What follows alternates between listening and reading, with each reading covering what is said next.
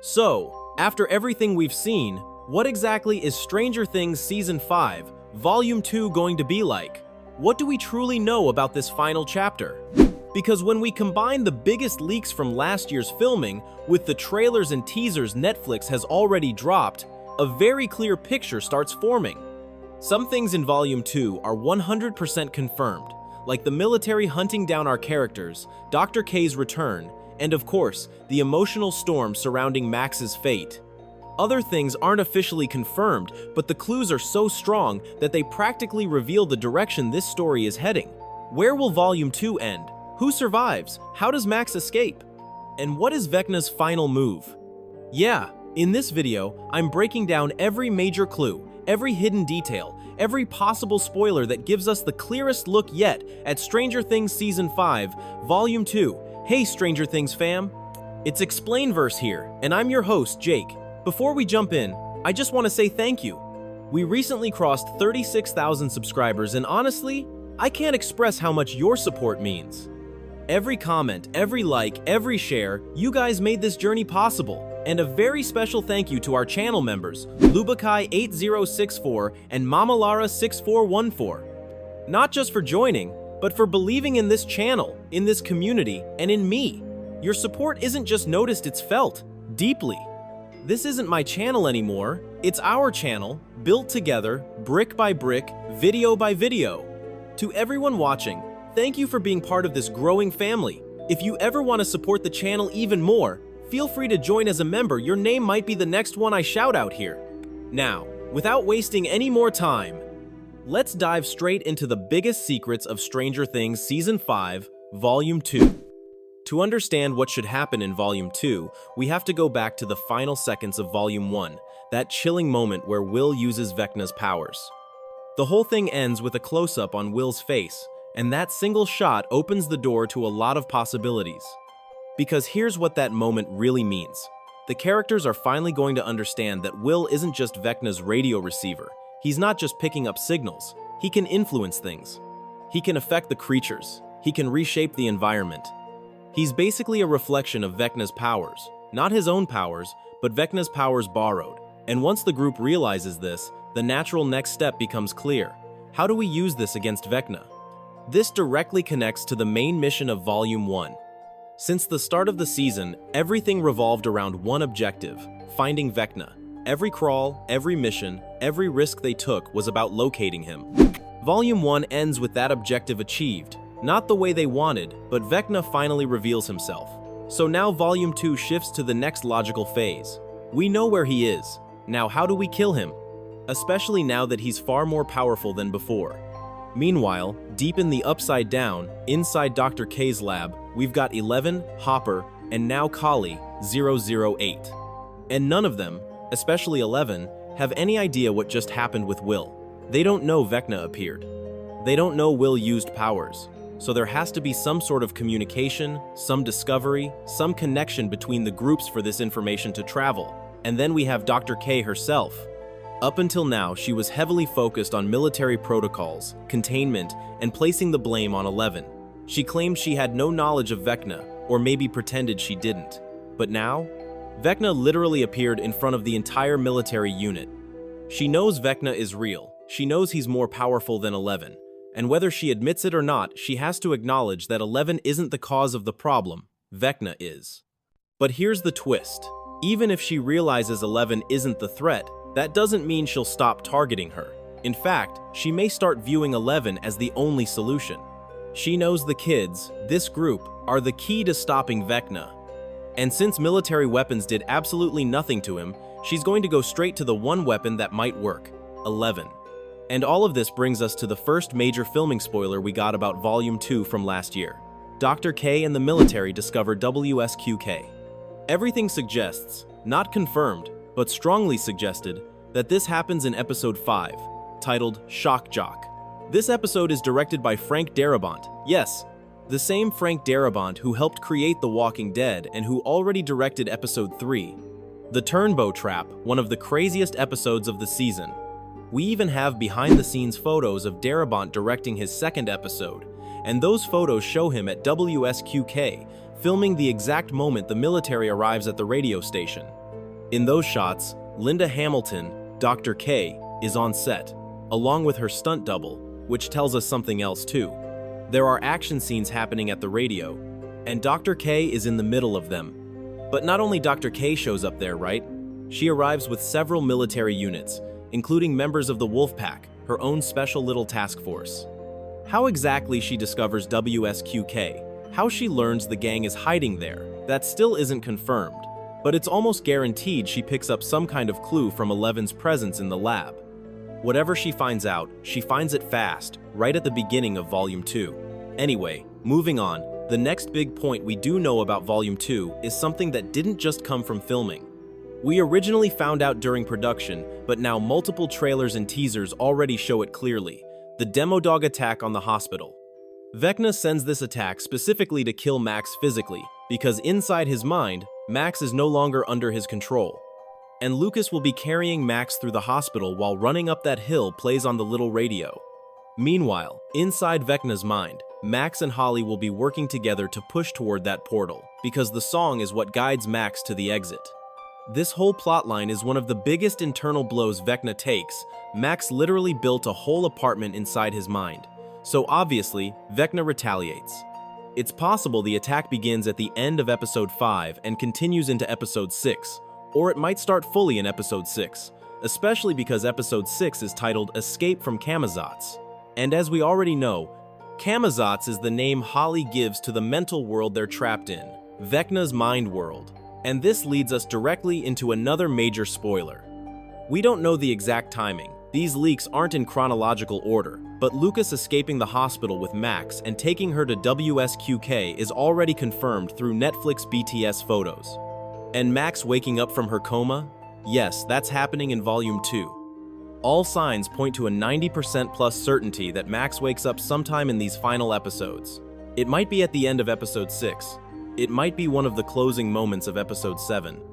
But somewhere between Episodes 6 and 7, Max wakes up for real. That's not even a theory anymore, it's basically expected. If you're still here, it means you didn't just watch, you truly enjoyed this video. So please, hit that like button and subscribe to our channel. Every click, every sub, keeps me motivated to work harder and bring you the very best content. Your support means the world to me. Let's keep this journey going together. Now, how does it make sense for Lucas to take Max to WSQK if Dr. K already found WSQK in the previous episode? Something clearly forces the military to leave the station. And that something might be the hospital attack, which pulls the troops away and shifts their priority. And since we're already talking about WSQK, here's another big spoiler. This one straight from the promotional teasers. The Mind Flayer attacks WSQK. We see the particles crawling up the main communication tower, the tower that connects the entire radio network. The Mind Flayer is basically invading Hawkins through the station. And this moment seems directly connected to that insane teaser shot of Will screaming, "Run." At a totally unhinged level, his face twisted in terror. That moment is probably Will seeing the Mind Flayer climbing the tower, or realizing a massive attack is about to hit the station. It could also be the moment Vecna finally uses Will's borrowed powers against the group, because Will can do everything Vecna can, and Vecna still has a level of control over him. And of course, before that shot of Will screaming "Run" appeared in the Totem trailer, the audio from that scene had already leaked during filming at WSQK. People near the set heard Noah Schnapp screaming that exact line. So we know for sure, that scream was filmed at the radio station. Which episode does this happen in? We still don't know. My guess is somewhere between Episode 5 and Episode 7, probably as one of the major turning points of Volume 2. But let's move now to the Upside Down and everything happening around Hawkins Lab. We start with the obvious group: Dustin, Steve, Jonathan, and Nancy. They're already in the Upside Down, and they're heading straight to the Hawkins National Laboratory because they assume that's the center of everything. They don't yet know what happened in the real-world base, and they don't know Vecna showed up there. Meanwhile, we've already seen shots of the sky ripping open, explosions, all those big upside-down visuals. But there's another scene almost nobody is talking about, yet it's absolutely part of Volume 2. In one of the teasers, we see 6 additional characters arriving at the lab. Not 4, 6. On the left, there's someone with a flashlight and 2 others beside them. On the right, at least 2 more. And when the camera moves slightly, you can see a third person on that side too. Now, who are they? There are many signs that Vicky is in that group. She's clearly in one of the frames. Robin appears to be on the right. And based on last year's behind-the-scenes filming leaks, there's a strong possibility that 2 more of those 6 characters are Max and 11. This would mean Max is awake already and actively participating in the mission inside the Upside Down alongside 11. As for why all these people end up at the lab, we can't say for sure, but that's not everyone. There's more. We also know from the teasers that the military gets there too, the entire unit, including the Wolfpack and Dr. K herself. There's clear footage of them entering the lab. And here's where my mind starts spinning with theories, because that's what we do here. Put the pieces together and see where it leads. What if the military arrives right in the middle of something crucial the group is doing?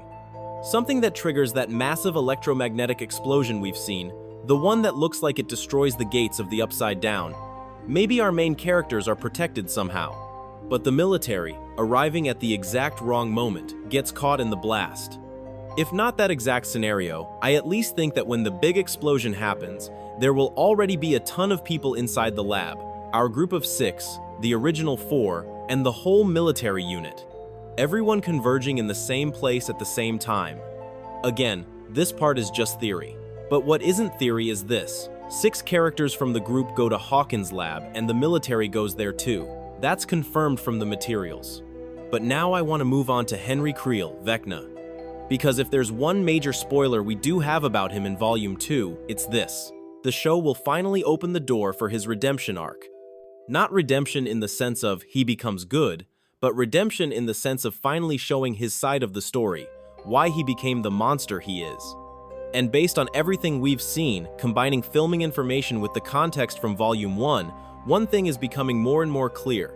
Vecna is not the supernatural origin of evil. He is not the top of the hierarchy. He is not the mastermind behind everything. He's powerful, yes. He's terrifying. He's unquestionably evil. But he himself was used by something even more powerful, the Mind Flayer. We're slowly learning that Henry was still just a human being who fell into something far bigger than him. From his childhood trauma, the moment he entered that cave and touched Dimension X, when he first encountered the Mind Flayer, everything changed. That was the moment his corruption began. From that moment on, the Mind Flayer slowly consumed him, shaped him, and connected him to the Upside Down.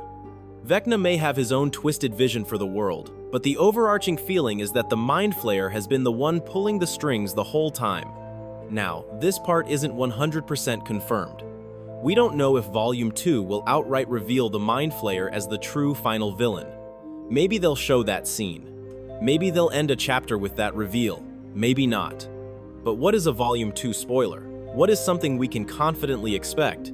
Is the beginning of Vecna's redemption arc, not in the sense of justifying everything he's done, but in the sense of exploring the abuse he suffered, the trauma that shaped him, more details about the cave in Dimension X, and the psychological breakdown that led him to become Vecna. And what supports this even more is Stranger Things, The First Shadow, the official canonical Broadway play written by the Duffers. Its entire purpose is to expand the lore, explain Henry's connection to the cave, and give him that layer of tragic humanity the show never fully explored. That play exists to start Henry Creel's redemption. So Volume 2 almost certainly continues that. And then, of course, all of this should lead directly into the final battle. We should end Volume 2 with everything set up, the sides drawn, the stakes revealed, and the final confrontation completely ready, so we're left waiting for Volume 3, the single final episode, Episode 8, which drops on New Year's Day, to see the true ending and the final battle itself. So that's essentially the summary of the main events we can expect from Volume 2. 1 or 2 details might shift, sure, but everything here comes from real information. And there's still so much more beneath the surface. Just because we have these spoilers doesn't mean the volume becomes predictable. Remember, Volume 1 hid massive things like Kali's return and Will's new power level, none of that leaked. The Duffers kept it airtight. That's why I believe they've hidden even bigger surprises for Volume 2, and especially for Volume 3. And that's gonna wrap it up for today's video. If you enjoyed the breakdown, don't forget to drop a like, share it with your friends and fellow Stranger Things fans, and hit that subscribe button, plus ring the bell so you never miss an update from Explainverse.